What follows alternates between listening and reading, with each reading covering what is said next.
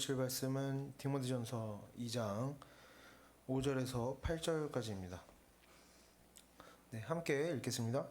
하나님은 한 분이시요 또 하나님과 사람 사이의 중보자도 한 분이시니 곧 사람이신 그리스도 예수라. 그가 모든 사람을 위하여 자기를 대속물로 주셨으니 기약이 이르러 주신 증거니라. 이를 위하여 내가 전파하는 자와 사도로 세움을 입은 것은 참말이요 거짓말이 아니니 믿음과 진리 안에서 내가 이방인의 스승이 되었노라. 그러므로 각처에서 남자들이 분노와 다툼이 없이 거룩한 손을 들어 기도하기를 원하노라. 아멘. 예, 말씀 보겠습니다. 우리가 디모데전서 2장 이제 앞부분에서 모든 사람을 위해 기도해야 된다. 성도는 복음 안에서 사람에 대해서 어떤 차별을 하면 안 된다. 이런 주제 안에서 지금 본문들이 계속해서 이어지고 있습니다. 그래서 우리가 성경을 볼 때 이렇게 구절구절 따로 떨어뜨려서 보는 게 아니라 이렇게 다 연결해서 좀 볼 수 있었으면 좋겠습니다. 계속해서 같은 주제가 이어지고 있는데 5절 앞부분부터 나눠서 보겠습니다. 5절을 보면 하나님은 한 분이시오 이렇게 나옵니다. 여기서 하나님이 한 분이시다라는 말은 갑자기 삼일체를 가르쳐 주는 게 아니라 이제 구원에 대해서 계속해서 이야기하고 있죠. 차별 없는 구원에 대해서. 구원의 주체는 또 어떻다? 하나님 한 분뿐이라는 겁니다. 하나님은 구원자이시지만 유대인만의 하나님이고 예수님도 구원자이신데 예수님은 이방인의 구원자이시고 이런 게 아니라 삼일체 하나님 한 분만이 언제나 구원의 주체가 되신다라는 것이죠. 유대인과 이방인 구분 없이 세상 모든 사람들에게 하나님 한 분만이 신으로서 존재한다는 겁니다. 예전에 율법이나 선지자를 통해서 구원받았다고 하든지 구약시대 때는 그랬죠. 그리고 지금 예수 그리스도의 십자가를 통해서 구원받았다고 하든지 모든 것은 결국에 어떻다? 하나님 한 분께서 구원을 베푸시는 일이다. 이런 의미로 보면 되겠습니다. 그러니까 하나님으로부터 나온 모든 말씀들, 모든 율법과 선지자와 모든 예수 그리스도와 모든 사역들이 다 하나라는 거죠. 결국에는 이런 표현이 나오는 것은 전에도 이야기했지만 유대인 출신의 성도들이 이방인들을 배척하면서 어떻게 했습니까? 할례를 받고 율법을 지키고 유대인이 돼야 된다. 유대 사회에 가입을 해야만 구원받을 수 있다. 이런 율법주의적인 내용들을 반박하기 위해서 이런 이야기들을 하는 겁니다. 예전만큼 율법을 중요하게 여기지 않게 되어도 방법이 달라지고 모양이 달라져도 하나님께서 주신 말씀, 예수 그리스도께서 하신 말씀을 따라가면 거기에 구원이 있다라는 겁니다. 그래서 다음 부분을 또 보겠습니다. 5절 뒷부분을 보면 이렇게 나옵니다. 또 하나님과 사람 사이의 중보자도 한 분이시니 이렇게 나옵니다. 왜 중보자 이야기가 나오느냐? 여기서 이제 중보자가 무엇이냐 하는 개념 같은 것이 중요한 주제가 아니고, 그럼 여기서 중요한 것은 뭐냐? 유대인들은 중보자 부분에 있어서도 이제 이방인들과 다른 생각을 가지고 있었습니다. 중보자 부분에 있어서도 이방인들과 유대인들을 구분한 거죠. 유대인들에게 대표적인 중보자는 누가 있습니까? 모세와 엘리야가 있습니다. 모세는 어떻습니까? 기적을 행하고 하나님과 대면하고 하나님께서 직접 주신 율법을 새겨주신 돌판을 받아가지고 이스라엘 백성들에게 전해준 사람입니다. 엘리야도 수많은 기적을 행하고 많은 사람들이 보는 앞에서 죽지 않고 하늘로 올라간 사람이죠. 그래서 이 사람들로부터 시작되고 또 계속해서 지켜져온 율법과 선지자의 전통은 유대인들에게 하나님의 말씀 그 자체와 동일한 권위를 가지게 되는 겁니다. 모세가 한 말도 절대적인, 엘리야가 한 말도 절대적인 권위를 가지게 되는 것이죠. 이런 근거에서 유대인들은 예수님께서 아무리 우리 죄를 대신해서 십자가에 달리셨다고 해도 율법과 선지자는 없어져서는 안 된다. 무시당해서는 안 된다. 반드시 존중받아야 한다. 예수 그리스도만큼 중요하다. 이렇게 하는 거죠. 구약 성경의 모든 내용들을 여전히 잘 지켜야만 구원받는다라고 주장했던 것입니다. 그런데 이제 율법학자이며 유대인이며 바리새인인 사도 바울이 뭐라고 하는 겁니까? 중보자는 한 사람뿐이다. 그들 모세와 엘리야는 중보자가 아니다. 중보자는 예수님 한 분뿐이다. 모세도 엘리야도 율법도 우리를 구원해주지 못한다. 예수 그리스도와 십자가만이 우리의 구원이다.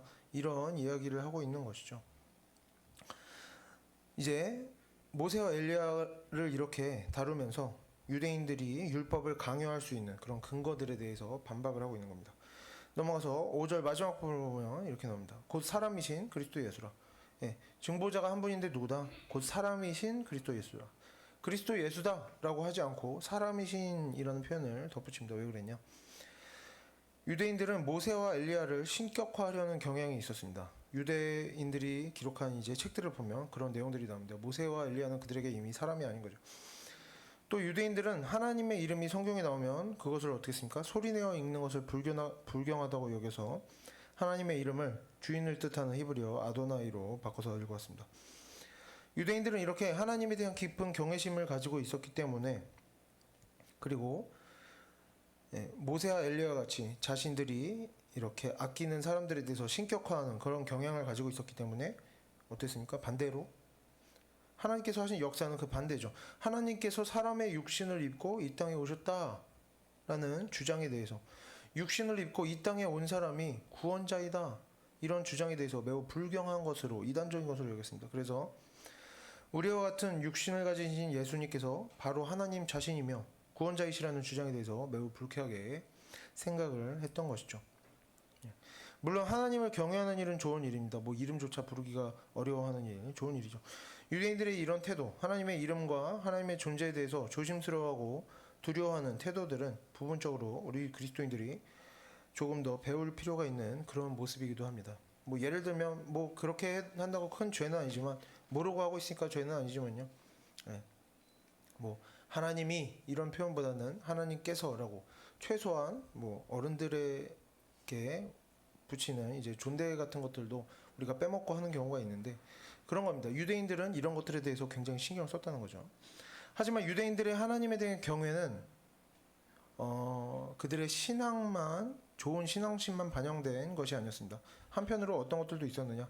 민족적인 이기심과 교만함도 함께 그런 태도에 반영되어 있었습니다. 유대인들에게 있어서 영으로 계신 하나님은 어떻습니까? 사람의 눈으로 볼 수도 없고 사람의 상식이나 감각으로는 알 수 있는 방법도 없습니다. 뭘로만 알 수 있습니까? 하나님은 오직 계시로서만 사람들에게 깨우쳐 줄 수 있습니다. 계시란 뭐냐? 계시가 바로 율법이죠. 유대인들에게. 이 율법은 오직 유대인들에게만 주어졌습니다. 그러니까 어떻게 됩니까? 하나님께서는 사람이 아니시기 때문에, 영이시기 때문에, 그리고 율법으로만 알 수 있기 때문에, 그리고 율법은 유대인들에게만 주어졌기 때문에, 유대인들은 어떻게 생각하는 겁니까? 유대 민족에게만 구원이 있다. 모든 이방 민족은 어떻게 해야 되느냐? 유대 민족을 통해서만, 이 율법을 통해서만 구원받을 수 있다고 여겼고, 그러기를 바란 것이죠. 왜? 그래야 위계 질서가 생기니까요. 모든 이방인들 위에 유대인들이 있고 그 위에 하나님이 계신 거죠. 그렇기 때문에 유대인들은 진심으로 이런 생각을 했던 겁니다. 모든 이방인들에 대해서 그 누구든지 구원을 받기 위해서는 어떻게 된다? 자신들한테 허락을 받아야 된다. 어떻게? 할례를 받아야 된다. 유대인으로서 이 멤버십에 가입을 해야만이 구원을 받을 수 있다. 이렇게 생각을 한 거죠. 하지만 사도 바울은 그리스도께서 사람이시다라고 이야기합니다. 사람이시라는 것은 뭡니까? 예수님께서 눈에 보이는 분이다. 손에 잡히는 그런 육신을 가지고 계셨다. 그리고 누구나 알아듣도록 유대 민족의 유대인으로서 어떤 멤버십에 가입을 하지 않아도 충분히 알아들을 수 있는 그런 분명한 목소리로 말씀을 하셨다는 겁니다. 이전까지 유대인들은 하나님과 온 세상 사이에서 그 가운데 있었죠. 유대인들은 어떠한 방식으로든 그 특별한 지위를 인정받는 면이 분명히 있었습니다. 구약시대 때는 분명히 그것을 인정받았죠. 하나님의 약속을 받은 아브라함의 자손이 모여서 한 민족을 이루었고, 또 십계명 돌판과 율법은 누구에게 주어졌습니까? 잘 먹고 잘 살고 공부도 많이 한 똑똑한 이집트인들에게 주어지지 않고 평생 노예 생활밖에 하지 않은, 그리고 겨우 도망 나와서 광야를 헤매고 있던, 가진 것도 하나도 없던 이스라엘 백성들에게 주어졌습니다. 아무 이유 없이 사랑받은 것이죠. 이스라엘 백성들도 물론 범죄하고 벌받고 했다. 뭐 우리가 성경을 보면서 그런 이야기를 하지만 대부분의 시간들을 어떻게 보냈습니까? 다른 민족들이 우상에게 절할 때, 심지어 다른 민족들은 우상에게 절해도 벌을 받지도 않습니다. 하나님의 아예 관심이 없는 거죠. 하나님의 관심 밖에 있는 거죠. 그런데 유대인들은 하나님께서 베푸신 은혜에 계속해서 화답했습니다. 하나님께서 은혜를 베푸시면 하나님께서 주신 율법에 따라 유대인들은 성전도 건축하고 하나님을 예배하며 살아왔습니다. 물론 그들이 죄를 졌다고 해도, 하나님 앞에서 죄를 졌다고 해도 다른 이방인들과 얼마나 다른 그 역사를 가져온 것입니까? 그리고 결국에 어떻게 됐습니까? 구약 성경 전체가 유대인들의 손 안에서 기록되었다라는 겁니다. 과거에는 그랬다. 하지만 이제 어떠냐? 이제 예수님께서 육신을 입고 이 땅에 오신 그날 이후로 그 모든 특권들이 사라졌다는 겁니다. 왜? 예수님께서는 영이시지 않고 사람이시다라고 지금 설명을 하는 거죠. 누구나 보고 누구나 만질 수 있고 누구나 그 목소리를 들을 수 있는 사람으로 오셨다라는 겁니다. 모든 특권이, 온 세상과 하나님 가운데 있을 수 있는 모든 특권이 사라진 것이죠. 이제 사람들은 유대민족으로 굳이 그 멤버십에 가입을 하지 않아도, 유대민족의 그런 율법을 배우지 않아도 구원자이신 그리스도를 손으로 만져보고 만져볼 수 있게 된 겁니다. 그가 일하시는 모습도 볼 수가 있었죠. 죽은 자를 살리시고 병을 고치시는 걸 직접 눈으로 보게 되었고, 어떤 사람들은 운이 좋다면 예수님께서 베푸시는 음식도 먹고 그의 병 고침을 받아 인생이 변화되는 사람들도 있었겠죠. 함께 식사를 하기도 했습니다. 심지어 이방인들은 그가 죄의 용서와 천국과 구원의 복음을 선포하시는 것을 직접 귀로 듣게 된 것이죠. 물론 지금도 살아계시지 않습니다. 지금도 이 땅에 계시진 않죠. 살아계시지만 비록 이제 예수님께서 하늘로 올라가셨지만 실제로 하나님을 믿지 않는 사람들이라도, 지금 우리와 함께 이 시대에 사는 사람들이라도, 그리고 하나님을 믿지 않는 사람들이라도 예수 그리스도께서 역사 속에 실존했음을 부정하는 사람은 거의 없습니다. 그럴 정도로 이 예수 그리스도의 존재는 이 세상에 아주 구체적이고 명확하게 부정할 수 없게 드러난 것이죠. 사람으로서. 그리고 그렇게 예수님께서 하신 일들은 역사 가운데 기록되어서 우리에게도 전해지고 있습니다. 그래서 이렇게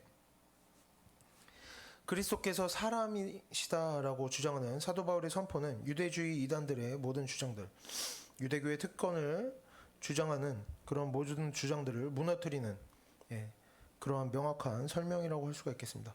모든 구약 성경의 메시지들이 메시아를 가리키고 있는데, 모든 율법이 메시아를 가리키고 있는데, 그 메시아는 어떤 메시아다? 육신을 입고 이 땅에 오셨다. 유대인과 이방인 구분 없이 모든 사람들에게 눈에 보이도록 드러났다.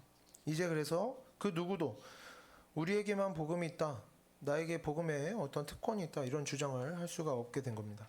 그래서 넘어가서 6절을 보겠습니다. 6절도 앞부분부터 나눠서 보겠습니다. 그가 모든 사람을 위하여 자기를 대속물로 주셨으니.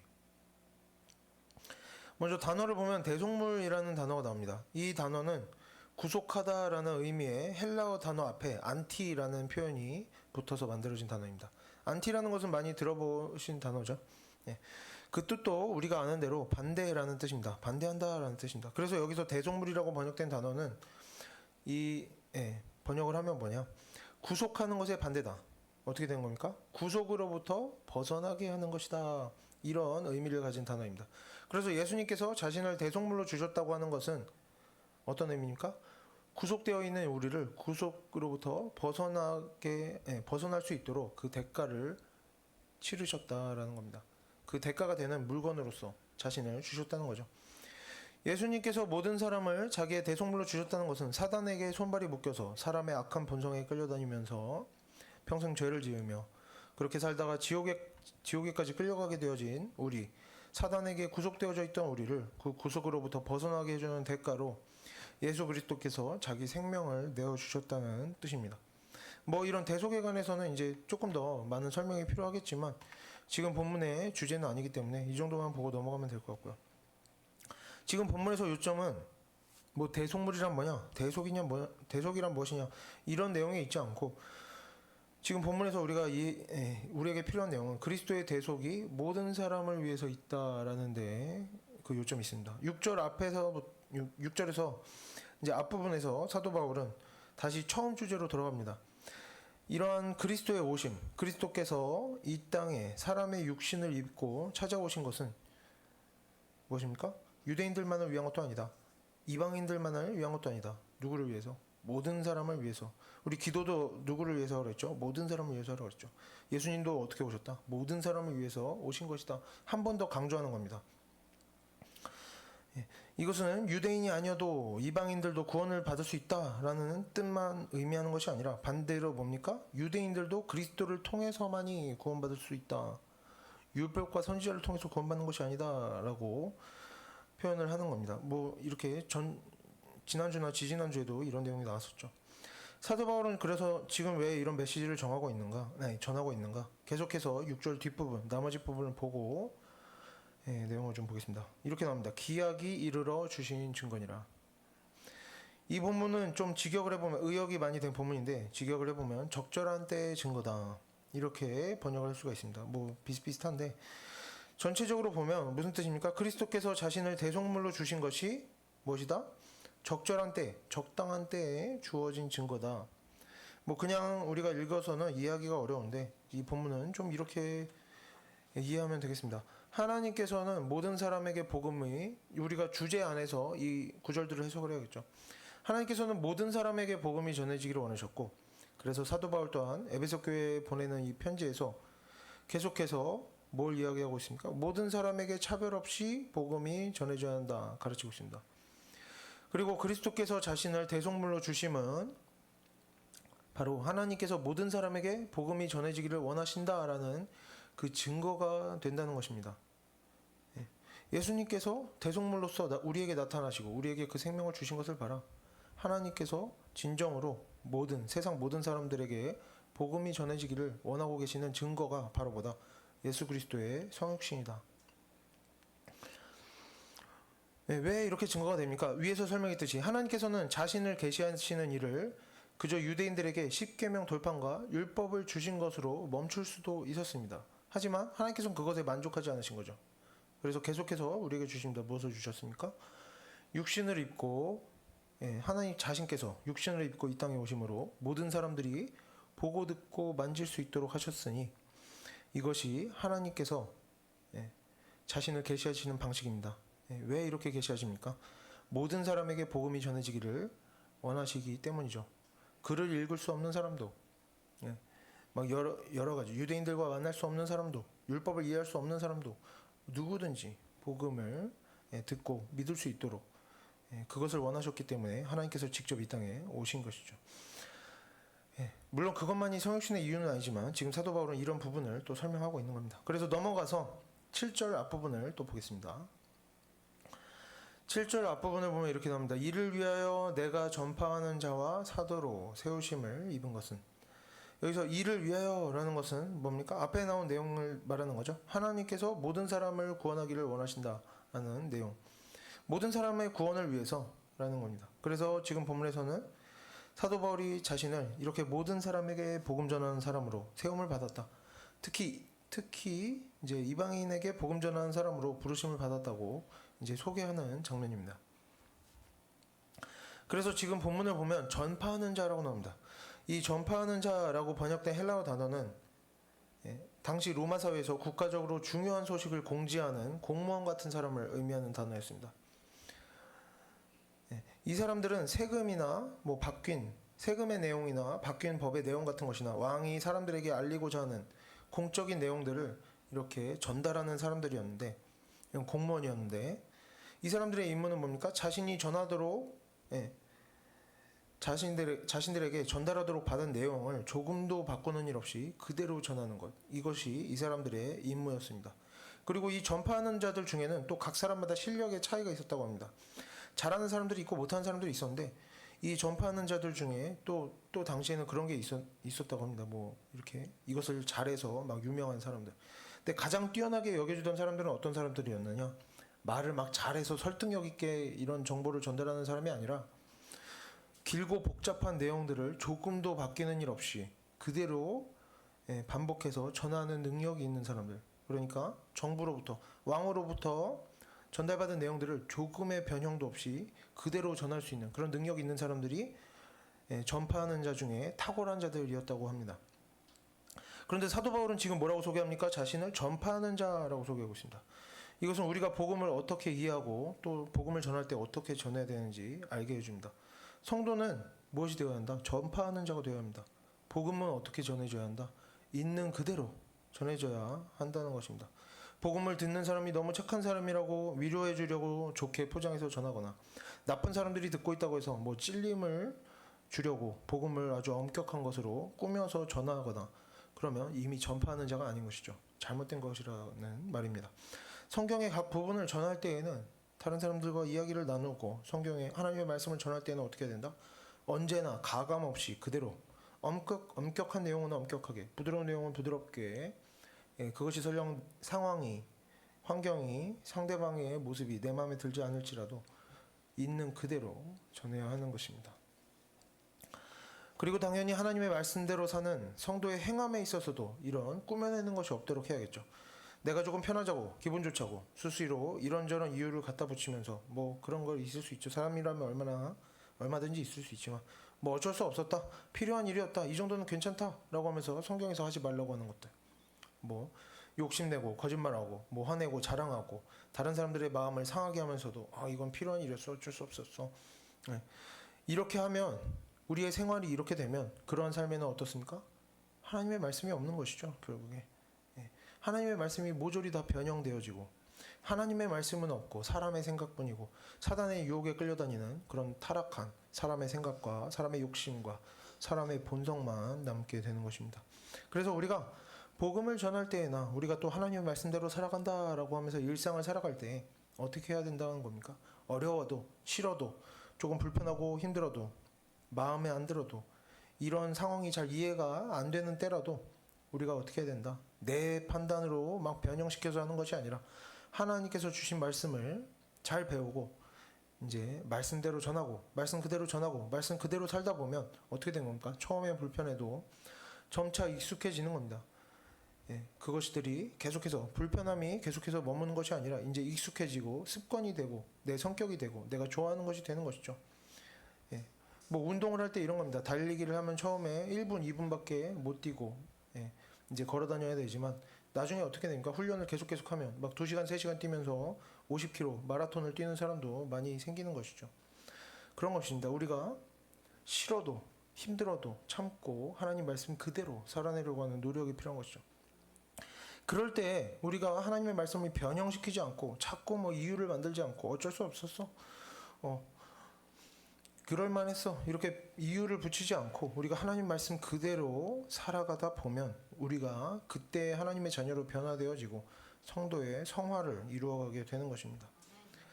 유대인들도 어땠습니까? 본인들조차 다 지키지도 못하는 율법을 이방인들에게 가르치고 강요하면서 유대인들에게 어떻게 율법을 주입시키려고 강제로 하다 보니까 성경에서 하지도 않는 말들, 율법을 지키지 못하면 예수님을 믿어도 구원받지 못한다, 뭐 이런 말들을 지어내는 겁니다. 율법 자체가 나쁜 게 아니죠. 이전에도 본문에서 분명히 다뤘었습니다. 율법 자체가 나쁜 게 아니다. 적절하게 쓰면 다 좋은 것이다. 근데 이미 변형시키니까 사단의 도구가 되어버린 것이죠. 그런 성경에 없는 말을 지어내고 지나치게 성경을 분명히 설명하고 있지만, 복음을 전하고 있다, 하나님의 말씀을 가지고 설명하고 있지만 지나치게 과장해서 설명하고 자신의 욕심을 충족시키는 도구로 사용하게 되고, 그런 태도들이 어떻게 됐습니까? 결국에 유대인 성도들이 교회에 해악을 끼치게 만들고 하나님 앞에서 범죄하도록 만든 것입니다. 이제 넘어가서 7절 뒷부분을 보면 이렇게 나옵니다. 믿음과 진리 안에서 내가 이방인의 스승이 되었노라. 사도 바울 본인의 얘기죠. 에베소 교회를 어지럽히는 사람들은 믿음과 진리 안에서 스승이 되는 것이 아니라 다른 면에서 스승이 되었습니다. 어떻게? 그 출신과 경력 이런 것을 가지고 이방인의 스승이 되려고 한 것이죠. 자신이 유대인 출신이라서, 유대인 그 이단들은, 율법을 강요하는 이단들은 어떤 태도였습니까? 내가 유대인 출신이라서 스승이 될 만하다, 뭐 먼저 신앙생활을 시작한 선배나 연장자라서, 우리가 3대 4대째 기독교 집안이라서, 하나님 믿는 집안이라서 이런 게 잘나서 저런 게 잘나서 하고 자꾸 이제 세상적인 것에서 자신의 권위를 찾아서 이제 사람들에게 자신을 드러내고 자랑하려고 합니다. 하지만 사도 바울은 뭐라고 합니까? 자신을 어떻게 소개합니까? 믿음과 진리 안에서 스승되었다. 여기에 사람의 권위는 없는 것입니다. 사람이 이룬 것은 아무것도 없죠. 믿음은 누가 주신 것입니까? 하나님께서 선물로 주시는 것이죠. 사도 바울이 여러 번 이야기하듯이 진리는 뭡니까? 하나님 그 자체입니다. 여기에 사람이 이룰 수 있는 것은 아무것도 없습니다. 사도 바울은 자신의 스승됨이 자신의 출신이나 성별이나 지식이나 학벌이나 나이와 상관없다라는 것입니다. 그죠? 뭡니까? 자신은 믿음과 진리 안에 있는 사람, 즉 아까 뭐라고 했습니까? 전파하는 자다라고 한 거죠. 하나님의 말씀이 이미 이 세상에 주어졌기 때문에 나는 그저 그것을 가감없이 전하는 사람일 뿐이다. 그렇기 때문에 내가 스승된 자다. 예. 라는 것입니다. 교회 안에서도 이렇게 우리가 이 시대에도 마찬가지입니다. 스승됨은 어디 있느냐?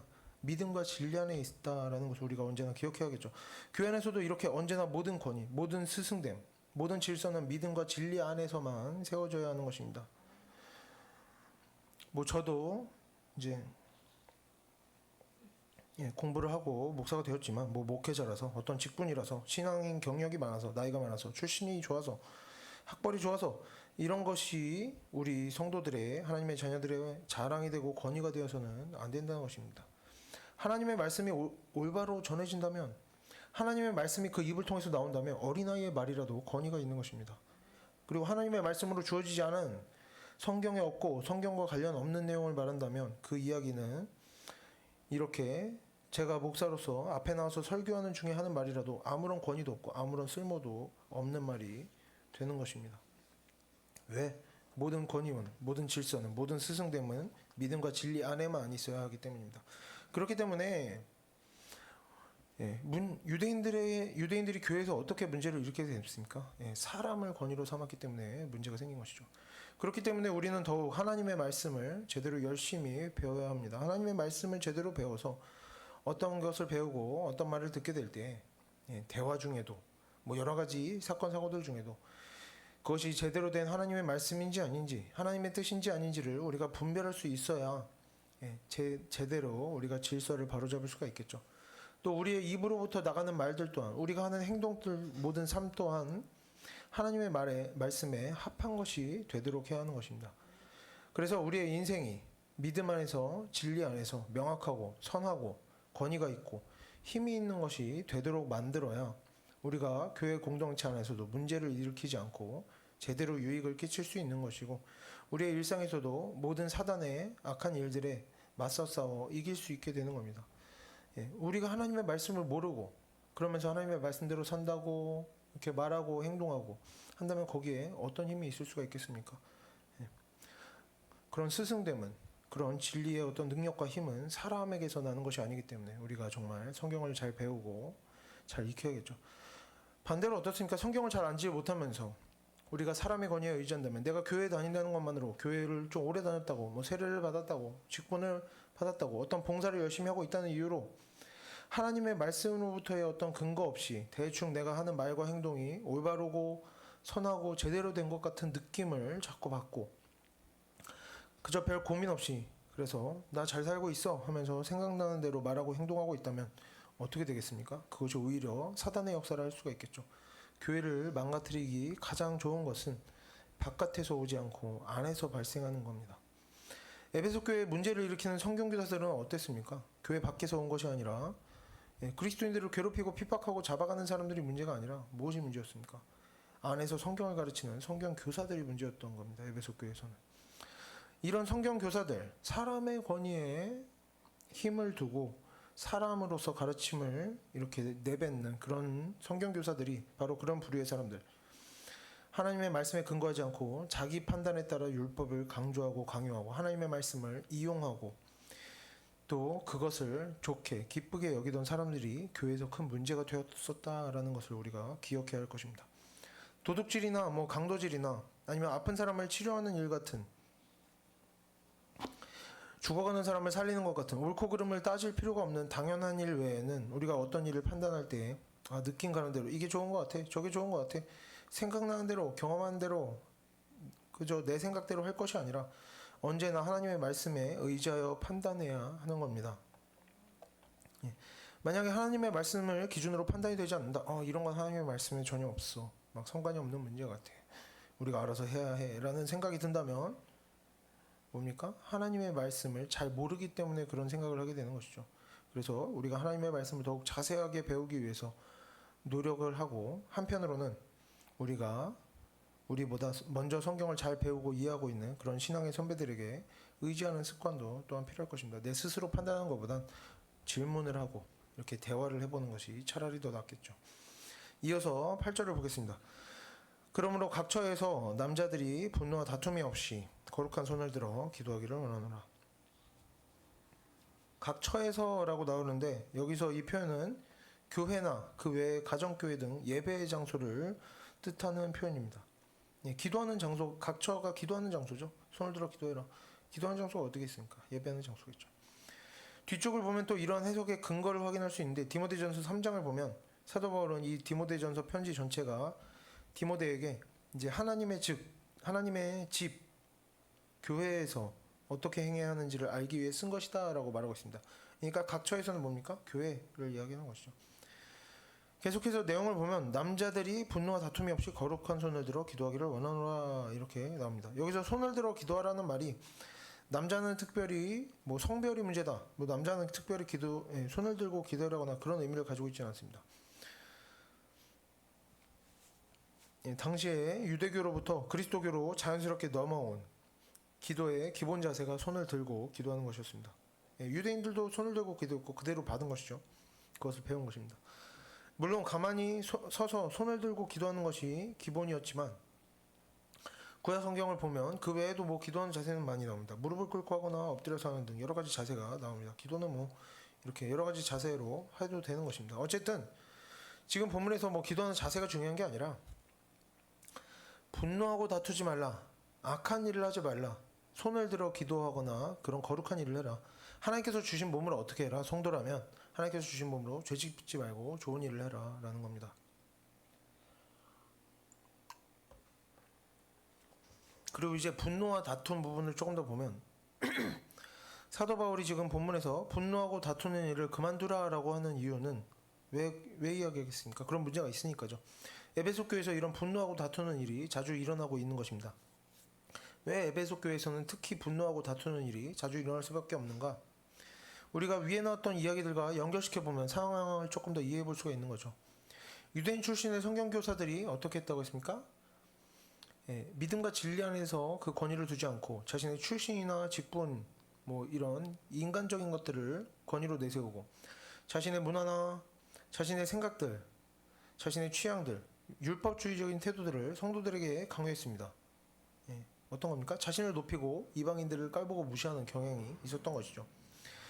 그래서 우리가 앞에서 사람을 나누고 차별하면 안 된다. 기도할 때에도 그러고 복음 전할 때도 그러고 모든 사람을 위해서 기도해라라는 본문도 있었고 모든 사람에게 복음이 전해져야 한다 이런 내용도 봤었죠. 그런데 교회에서 성경을 가르치는 사람들이 이런 권위적인 모습, 차별하는 모습, 자신을 다른 사람과 이렇게 나누는 모습, 분리시키는 모습, 다른 사람들을 무시하는 아래로 보는 교만한 태도를 가지고 있었다면 당연히 어떤 일이 일어납니까?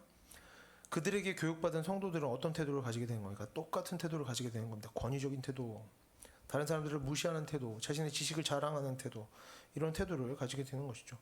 그리고 교만한 성경교사들과 교만한 성도들이 당연히 어떻게 되는 겁니까? 서로 분노하고 다투게 되는 것이죠. 그래서 사도 바울은 오늘 7절 본문에서 자신을 전파하는 자다라고 소개하는 겁니다. 나는 너희들과 같지 않다. 너희 성경교사들과 같지 않고 그 교회에 다투는 자들과 같지 않다. 나는 내 생각을 말하고 내 뜻을 강요하는 사람이 아니다.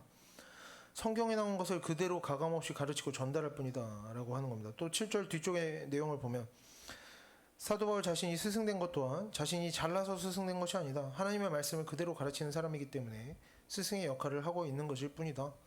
심지어 스승으로서도 뭡니까? 내가 말씀을 가르친다고 누구보다 위에 서는 것이 아니다. 이런 거죠. 사람 위에는 무엇이 있다? 하나님의 말씀만이 사람 위에 있는 것이다 라는 겁니다. 모범을 보여주는 거죠. 다투는 사람들 사이에서, 교만한 사람들 사이에서 자신의 모범을 보여주는 겁니다. 나는 아무런 권위가 없다라고 하는 것이죠. 우리는 때때로 말을 할 때 부풀려서 거짓을 약간 보태서 할 때가 있습니다.